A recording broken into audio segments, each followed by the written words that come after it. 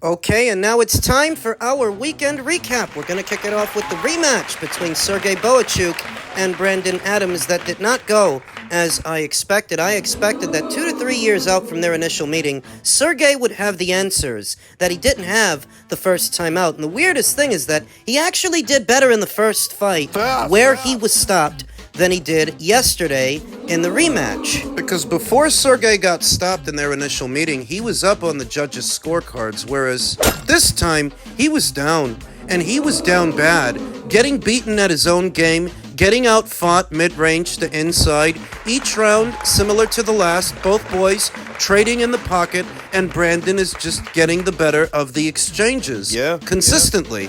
Sergey's punches, for as many of them as he threw, there didn't seem to be a whole lot on them, whereas Brandon's punches comparatively looked more thudding and powerful. Brandon himself, in spite of being older and smaller than Sergey, looked more energetic and sharp, more explosive as he was winning these exchanges in the pocket. What I interpret as an indicator that maybe Sergey should have moved up to middleweight 1 or 2 fights ago, what I've been saying in video after video. When you're not taking the punches as well, your punch resistance is sapped, and so is your power, in tandem with Sergey's very clumsy footwork on the inside. It was the worst I've ever seen Sergey, who still is an entertaining, albeit limited fighter, that just couldn't get it done yesterday with Brandon. Brandon's got his number. It's like the relationship that the Patriots and the Giants used to have a few years ago.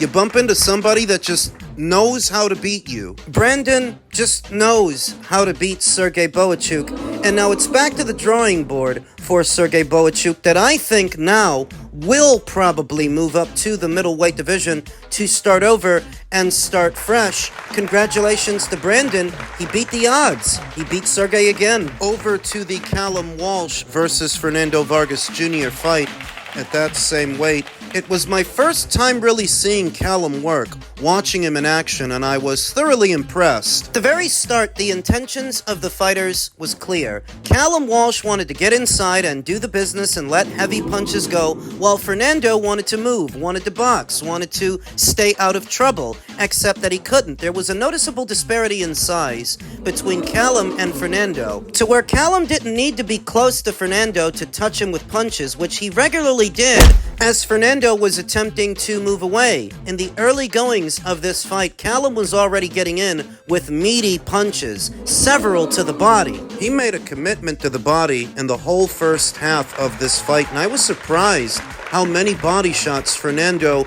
was able to absorb. Credit to him for taking those shots and not going down, but he was getting hit. Big part of the reason is Callum, who was the noticeably taller and longer fighter. The bigger man was also lighter on his feet, resulting in much better ring coverage, that this guy can cover a lot of ground in a few steps and continually touch Fernando to the body in just a few steps. So outside or inside, Fernando's not safe. Outside or inside, Fernando's getting hit. As the fight progressed, Fernando, tired of getting hit on the way out, decides he wants to hold his feet a little more, and when he did that, he was still getting hit, he was still getting clipped in a lopsided affair. What I thought was peculiar was both Max Kellerman and Andre Ward, who were calling the fight, had it a lot closer than I did and the other guys on the panel. For me, this was mostly one-way traffic in a fight that clearly got away from Fernando, where Callum was doing whatever he wanted, whenever he wanted. The only thing he didn't do was stop Fernando. But he outclassed him. On several fronts, not only was he the better, bigger physical specimen, but he was also the better boxer. I only had Fernando winning 1 or 2 rounds. 1 or 2 the max. Strong statement from Callum Walsh doing that to one of the Vargas boys. Fernando Vargas' 3 sons, all of which are boxers. Fernando Vargas Jr. yesterday, he got boxed up. And that's the story of the fight. Callum Walsh created clear separation between him and Fernando Jr., and he won this thing wide for me. Mabilli versus Martinez. A fight that very much lived up to my expectations. I said it ahead of the fight that Mabilli versus Martinez will likely steal the show and end up being the most entertaining fight on the entire card. In hindsight, I think it was. But it brought to light certain questions. Why would you have Fernando and Callum in the co-main event when any matchmaker or anybody knows anything about boxing could have told you this should be the co-main event? This should be the lead-in for Canelo versus Crawford, because this is the fight with the most potential to steal the show. The way they did it, we saw this first, then Fernando and Callum, which sort of let the air out of the tires. Both fights were entertaining. But this one was way better. This was a Fight of the Year candidate. And that's what I said ahead of the fight. So that when you watch it, and then it leads into Fernando and Callum, it sort of lets the air out of the tires. Get it! Right. Lost him! Oh, yeah. Hear the crowd? Yes. Oh. Lost him! Damn! Wow, man. Oh, that was a good-ass fucking fight. The fight was scored a draw, and I think the draw was fair. Because in the early goings of the fight, you see the unrelenting pressure from Christian Mabilli, who's taking fire, but at the same time he's not letting up, and he's not letting off. He's consistently backing Lester the Molester into the ropes. And even if Lester's work is neater and tidier, you don't know what the judges like more. Are they going to favor the activity of Mabilli or the clean work from Lester the Molester, the clean punches? Because I think Lester got in with a lot more clean. Eye-catching punches than Christian Mabilli. It just wasn't enough to keep Christian off. Though even if he couldn't keep him off, Christian was getting hit, and he was getting hit a lot, which for some may be hard to tell. That to the eye, Christian is the noticeably busier fighter, but not necessarily the more effective fighter. I think a part of the reason Lester struggled so much with Christian crashing the pocket and regularly crowding him for the entirety of the fight was he didn't move around enough. He didn't have the speed in those feet to keep distance and maintain it, so Christian kept catching up to him, kept crowding him, and even though Lester the Molester responded with great counters and great uppercuts. The uppercut was a very effective punch for Lester. Mabilli showed he's got a granite chin, he can take a beating. Big part of the reason he kept getting hit with that shot is because Christian comes in at a slight crouch, bending at the waist and bending at the knees, behind a mid-guard. So if you try for straight shots, they're gonna end up landing on his arms and gloves. If you try for a hook, he can weave under it, whereas if you try for an uppercut, because it's coming from below, he won't see it. And because it's coming up the middle, it'll split the guard and land flush. That is a punch that Lester had a lot of success with. So you got Christian Mabilli barreling forward the entirety of the fight, letting go of flurries. Many of the punches aren't actually getting in, but the optics. The optics are very good, because this is seeming like a guy to the judges. You can't keep him off, you can't discourage him, and he's still working. At the same time, the neater, cleaner, tidier work, the cleaner punches, the more photo finish punches were coming from Lester Martinez. I feel like it's a tale of two halves where maybe Mabilli took most of the rounds in the first half, and Lester took most of the rounds in the second. I think the draw was fair, and I would love to see a rematch, but given how physically taxing this fight was for the both of them, I don't expect to see it. Not unless Turkey pays these guys a boatload of money to come back and do it again. Great fight. Fight of the Year candidate as far as I'm concerned. Over to the main event that has everybody talking and everyone in awe of Terence Crawford. Rightfully so. This fight has left us with a lot to reflect upon, which I'm going to cover in several videos. Here, we're just going to focus on the fight and what we saw. So in the very first round, I had Canelo winning, not by very much, Because not a lot really happened in that round, but it was Canelo coming forward, getting in with a halfway decent body shot here and there, as Terence was on the fly. not ready to commit to anything just yet, not in the early goings of the fight. So I gave the first round to Canelo and the second round to Canelo for the same reason. He's getting in with good body shots. While Terence Crawford is moving around and using the ring, exiting the pocket, he's getting hit here and there with body shots, hooks, straight punches down the middle. It's not until the third round that he starts to pick it up, and that is characteristic of a Terence Crawford fight. Right around round 3 or 4, that's when you'll see Terence settle in and start to work. I gave him the third round because he tried for more punches in that round, and he had success. He was holding his feet a little more, and he wasn't running around as much. Using his height and his reach to touch and go against Canelo Alvarez, who would try to counter, but Terence wouldn't be there. In many ways, that was the story of the fight. I gave Canelo rounds 1 and 2. I gave Terence rounds 3 and 4. Tie score after 4 for me. Bud took the fourth by shaking and baking and being the busier fighter. Trying for more punches in that round than he did at the start, landing a good number of those punches, and even though Canelo got in with a halfway decent right hand, at the very end of the fourth round, that was not enough to give it to him. 2 rounds to 2 after 4. 3 rounds to 2 after 5, with Terence Crawford up, continually shaking and baking and fighting a very disciplined fight as Canelo grew more and more frustrated. And you could tell that he was, because he did the thing with Terence that he did in a Bivol fight where they end up in a clinch and then Canelo tries to pick the guy up off his feet.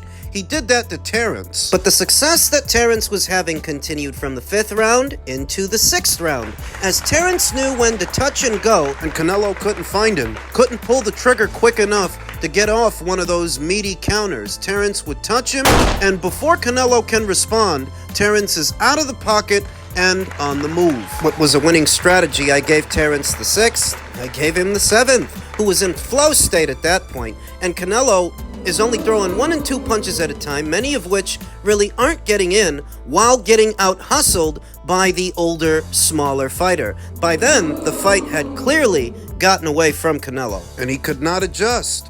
He didn't know what to do differently. Pinning down Terence proved to be too difficult without taking on some oncoming fire, and even when Canelo could let off a shot or two, Terence Crawford just wasn't there. So I gave him the 7th, I gave him the 8th, I gave him the 9th. So by this time, it's very clear that Terence is thoroughly outboxing the champion, outboxing Canelo Alvarez. There were so many worries and so many intangibles going in that I myself felt for Terence to win this fight, it would have to defy logic, because on paper, there's so much against him that he's smaller than Canelo Alvarez. Smaller in the sense he's the one moving up from 154 up to 168. He's not as active. He's been out a while, a year. Each round had become similar to the last, going into the final stretch, the last leg of the fight in the championship rounds. Let's make a long story short, ladies and germs.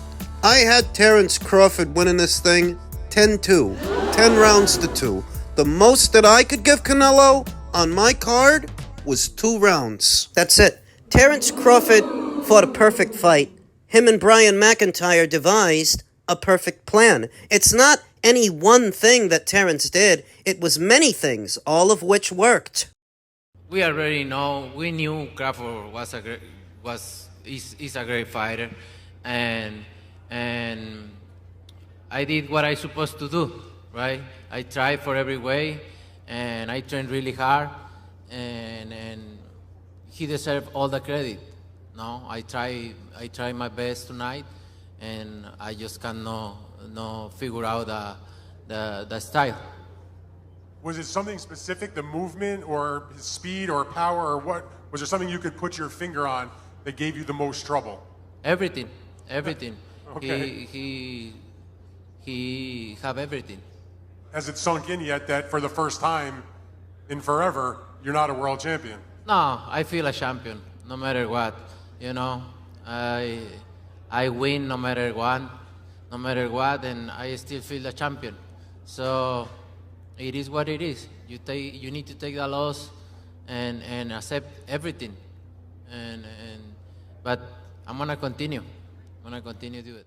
It's exactly how Canelo said it was. It wasn't any one thing. It was many things that were all working for Terence Crawford in this fight that characterizes how this was the perfect plan, the perfect strategy. Moving around, not allowing Canelo to set his feet. He can't land as hard as if he's sitting on his punches. You're not letting him. Keep moving. And while you're moving, you're touching him. You're using your height. You're using your length to get in with punches here and there. He fought the entire fight from out of the southpaw stance. What I thought was surprising, Terence Crawford has popularized switch hitting, being ambidextrous, fighting orthodox, and fighting southpaw in the same fight, but he didn't even bother to switch yesterday. He fought the whole thing southpaw. You'd have to.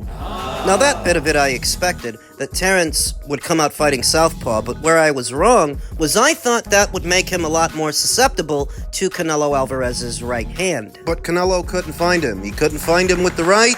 He couldn't find him with the left. He wasn't there for the counters. He was on the balls of his feet, moving around, shooting straight punches from the outside. And as the fight progressed, Terence enters flow state. He actually starts to hold his feet. Try for combinations. 4 and 5 punch combinations. In what is the second half of the fight on the back end, he's tagging Canelo Alvarez. He's beating him mid-range to inside, then getting back on his bike. That was surprising. That he was able to string together as many punches as he did in the pocket periodically without paying for it, without getting in trouble. Beating Canelo Alvarez in the exchange whenever there were exchanges. There weren't that many, but when there were, Crawford won him. it wasn't just any one thing, it was everything. Terence Crawford did everything right, which for me defied logic. There was so much working against him going in, I just didn't think he could pull it off, but he did it. Amazing. So this is a fight that has left us with a lot to reflect upon. What immediately comes to mind, though, is that this is not a victory you can tear down. This is not a victory that you can disparage. For the last 2 years, some effort has gone into delegitimizing Crawford's then biggest win over Errol Spence Jr. All of these excuses. From the same people that picked Errol to win, no less. Most boxing fans will tell you that the win over Canelo greatly overshadows that one, and there are no excuses that you can make because Terence was the older fighter, the smaller fighter moving up, the less active fighter. Canelo ain't some booze hound like Errol flipping Ferraris on the weekend. This sort of feels like Terence got to make up for lost time with this victory. You know, all the fights that he didn't get to have at 147, all the fights that he was frozen out of, that now, even if he had those fights and won them, Not a single one would compare to this one. Never mind that he never got to fight Keith Thurman or Danny Garcia. or Jermel Charlo, because how would their names stack up with the name of Canelo Alvarez? Whatever time he lost at 147, he made up for it last night. Congratulations to him. He proved me wrong. And as stated, this fight has left us with a lot to reflect upon, which I'm going to cover in several other videos, but just magnificent. He fought a perfect fight.